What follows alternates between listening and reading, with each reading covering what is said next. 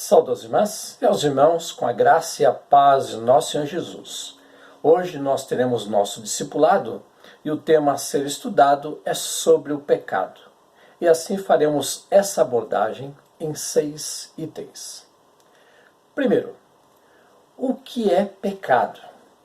Essa palavra é muito utilizada no meio religioso, tem a ver com algo feito que ofende a Deus, sua criação e ao próximo e traz prejuízo, sofrimento, além de outros tipos de males, até mesmo a própria morte.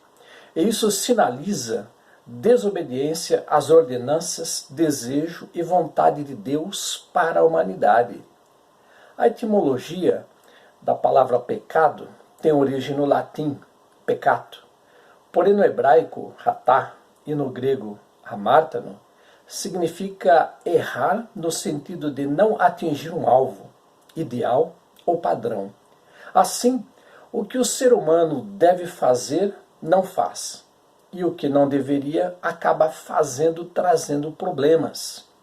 Você já deve ter ouvido, em algum momento, a respeito da diferença entre pecado, pecadinho e pecadão.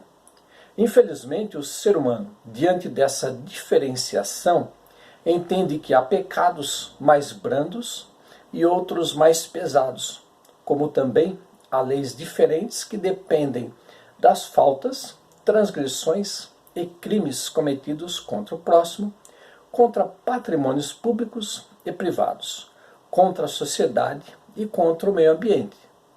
Entretanto, Deus não é ser humano que pratica injustiça e não julga segundo padrões humanos estabelecidos. Dessa forma, para Deus, pecado, pecadinho e pecadão têm o mesmo peso e não há diferenciação, porque demonstram formas de desobediência. Pode-se dizer, conforme um dito, que o mal se corta pela raiz. E isso significa que, para que uma falta não comece num pecadinho, passe pelo pecado e chegue a um pecadão, é melhor que não comece. Vejamos o que o relato de Gênesis 1, 26 e 27 afirma. E disse Deus: façamos o homem à nossa imagem, conforme a nossa semelhança, domine ele sobre os peixes do mar, sobre as aves do céu, sobre os animais domésticos, e sobre toda a terra, e sobre todo réptil que se arrasta sobre a terra. Criou, pois, Deus o homem à sua imagem, a imagem de Deus o criou, homem e mulher os criou. Pelo relato, o ser humano foi feito pelo Deus Trino, Pai, Filho e Espírito Santo. Daí o termo façamos no plural, em que não foi necessário o auxílio de anjos, arcanjos, querubins, os serafins e de nenhum outro ser. E ele foi criado à imagem e semelhança ao Deus Trino, porém não em aparência física, porque Deus é espírito e não tem matéria, como o corpo físico e órgãos internos, não tem cor, nem formato e nada visível. E no que o ser humano foi criado em semelhança a Deus? Cremos que nas qualidades bondade, integridade, justiça, misericordioso, honesto, honrado, fiel, verdadeiro, amável, não preconceituoso, sem acepções, respeitador e outras qualidades que possamos encontrar. No relato mencionado, ainda observamos o limite que Deus colocou ao ser humano, em que ele deveria exercer a mordomia, e o termo dominar aqui não é no sentido de invadir, tomar para si e controlar, exercendo o autoritarismo que traz sofrimento, mas sim cuidar, porque da criação viria o sustento da humanidade, e o oposto traria, dentre outros, o extermínio e a extinção de várias espécies, como já aconteceu e tem ocorrido no decorrer dos séculos. O cuidado com a criação tinha sido determinado por Deus. E no relato de Gênesis 2, 15 e 17, observamos outro limite posto por Deus ao ser humano. Tomou, pois, o Senhor Deus o homem e o pôs no jardim do Éden para o lavrar e guardar. Ordenou o Senhor Deus ao homem, dizendo: de toda a árvore do jardim podes comer livremente, mas da árvore do conhecimento do bem e do mal, dessa não comerás, porque no dia em que dela comeres, certamente morrerás. Infelizmente, no relato de Gênesis 3, de 1 a 6, a ordenança de Deus seria desobedecida, afetando o relacionamento do ser humano com Deus e a sua criação. Vejamos o texto. Ora, a serpente era o mais astuto de todos os animais do campo que o Senhor Deus tinha feito. E esta disse à mulher: é assim que Deus disse: não comereis de toda a árvore do jardim? Respondeu a mulher à serpente: do fruto das árvores do jardim podemos comer, mas do fruto da árvore que está no meio do jardim, disse Deus: não comereis dele, nem tocareis nele, para que não morrais. Disse a serpente à mulher: certamente não morrereis, porque Deus sabe que no dia em que comerdes desse fruto, vossos olhos se abrirão, e sereis como Deus, conhecendo o bem e o mal.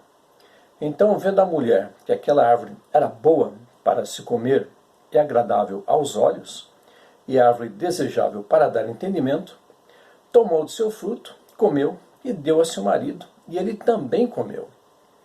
O que acontece aqui foi que o ser humano deu ouvidos ao maligno e desobedeceu a Deus, e o problema não foi bem comer do fruto da árvore, mas da intenção que estava por detrás dela, o de serem como Deus, tornando-se praticamente em semideuses.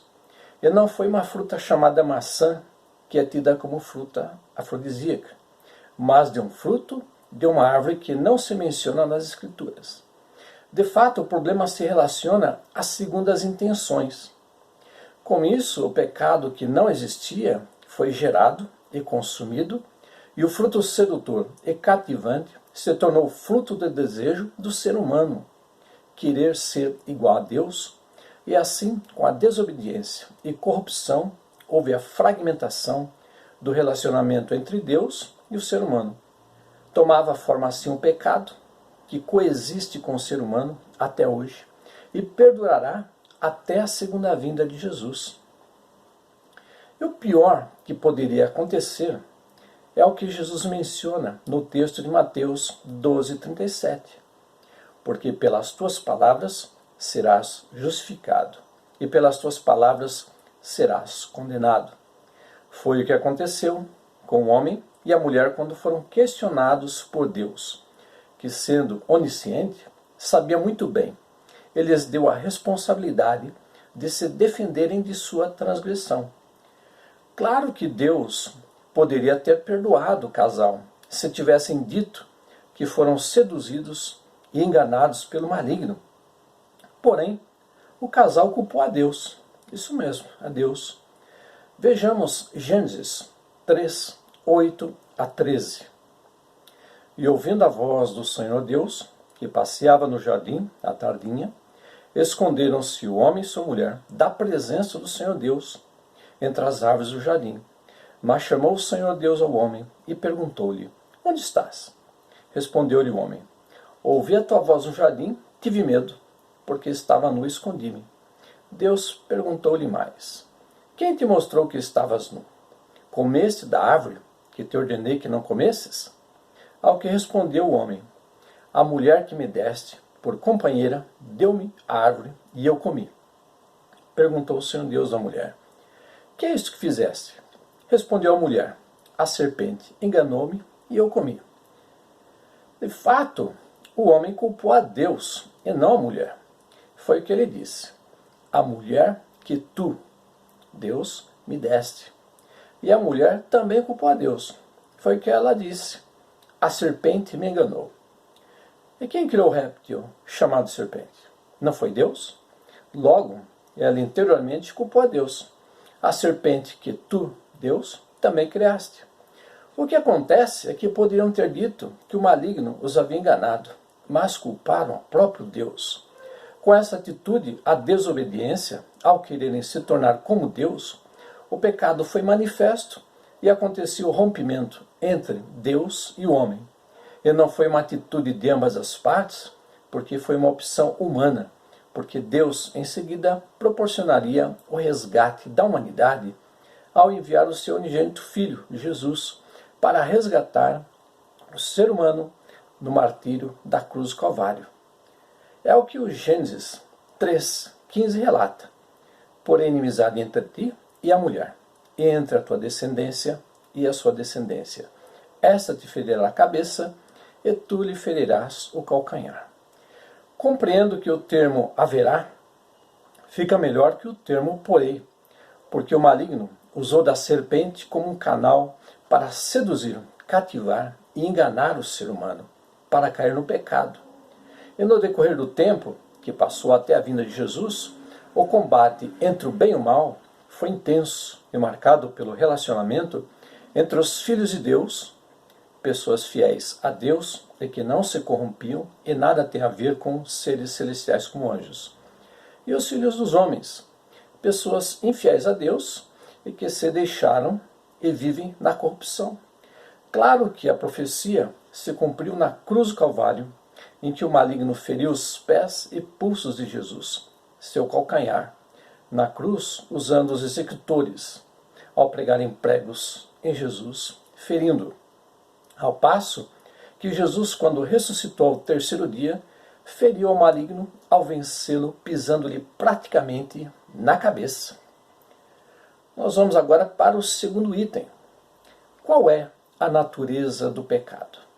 Para respondermos a essa questão, devemos ler Mateus 3, de 1 a 2, e Marcos 1, de 14 e 15, e relacionarmos ao texto de Gênesis 1 a 3. Bem, começamos por Mateus 3, de 1 a 2. Naqueles dias apareceu João o Batista, pregando no deserto da Judéia, dizendo: arrependei-vos, porque é chegado o reino dos céus. Agora leiamos Marcos 1, 14 e 15.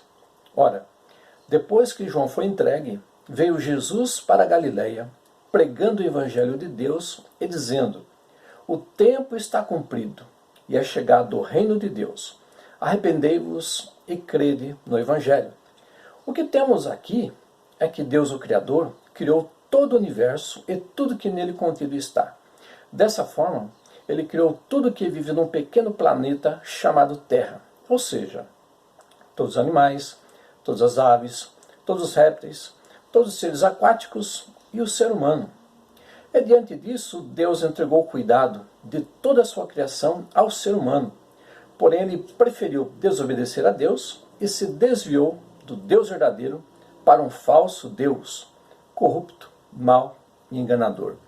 E nisso, o ser humano preferiu o caminho de se tornar um semideus para se sentir autônomo, autossuficiente e independente. Claro que essa atitude mudaria a natureza humana, no qual o ser humano recusou o amor, justiça, fraternidade e demais qualidades de Deus ao preferir o caminho que o levou a se tornar um ser corrupto, ganancioso, desobediente, mau, violento, opressor, rebelde, injusto, desonesto, mentiroso, idólatra, egoísta, preconceituoso e o que mais puder ser enumerado a este panteão de péssimas qualidades. Assim, o que os textos dos evangelhos mencionam é que tanto João o Batista como Jesus o Cristo apregoaram que o arrependimento é o caminho para se afastarem das práticas do pecado que afasta o ser humano de Deus e o aproxima do maligno, o que lhe traz péssimas consequências. Não devemos ignorar o Evangelho de João, que menciona duas coisas. 1. Se arrepender é aproximar-se de Deus, como Jesus afirma em João 14, 6, a parte B. Eu sou o caminho e a verdade e a vida. Ninguém vem ao Pai senão por mim.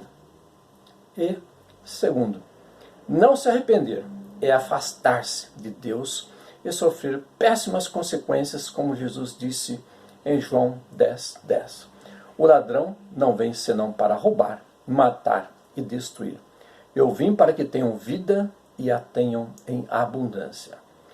Numa comparação em ambos os textos, Jesus proporciona a vida, aqui e no porvir.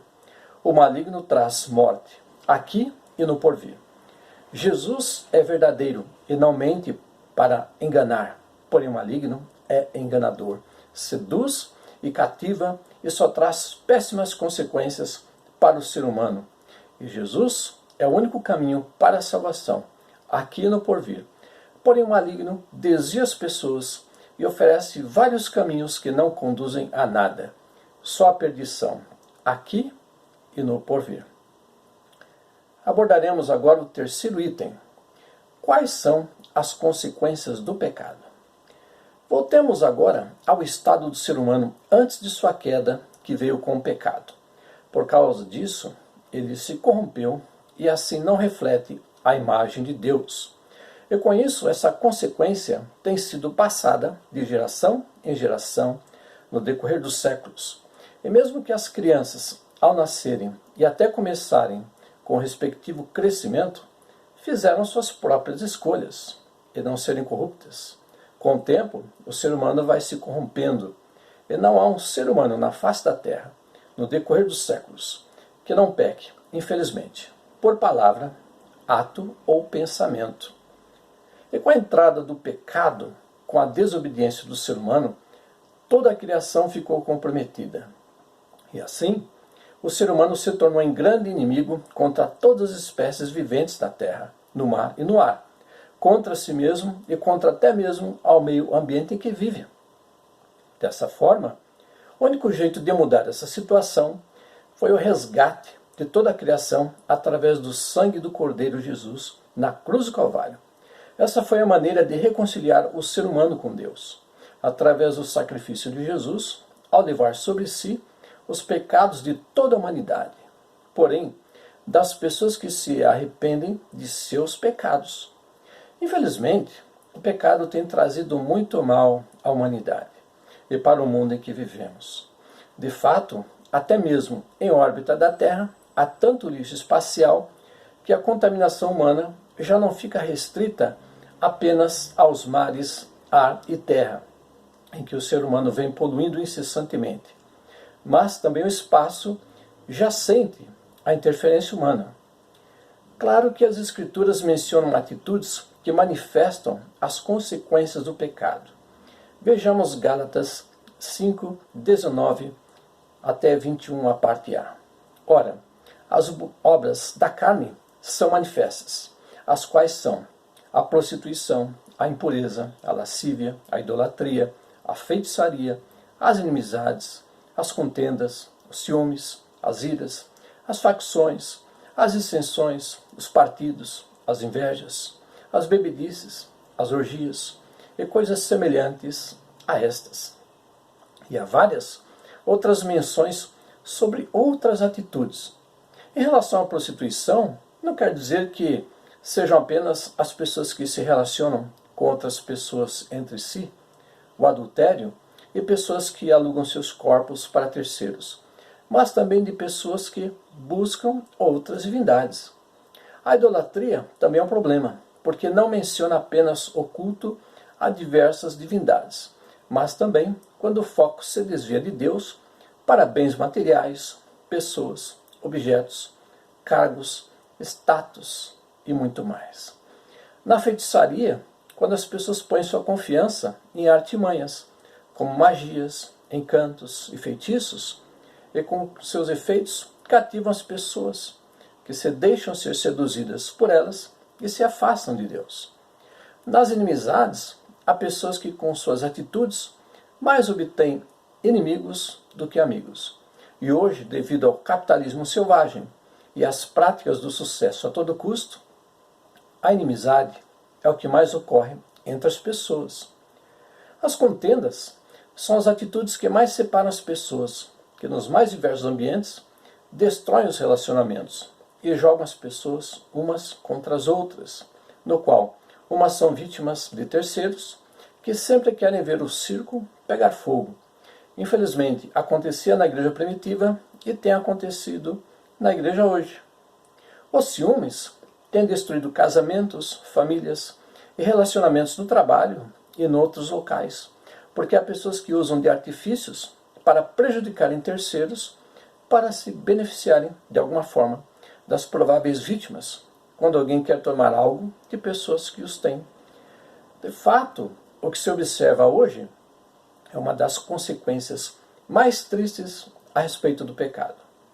É que isso comprova que no meio do trigo há joio, e no meio de crentes convertidos há crentes convencidos. E por que não dizer que há crentes de fato e crentes de fachada?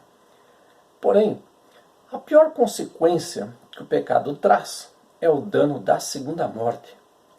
Mas o que é isso? Ora, Apocalipse 2:11 traz esse relato.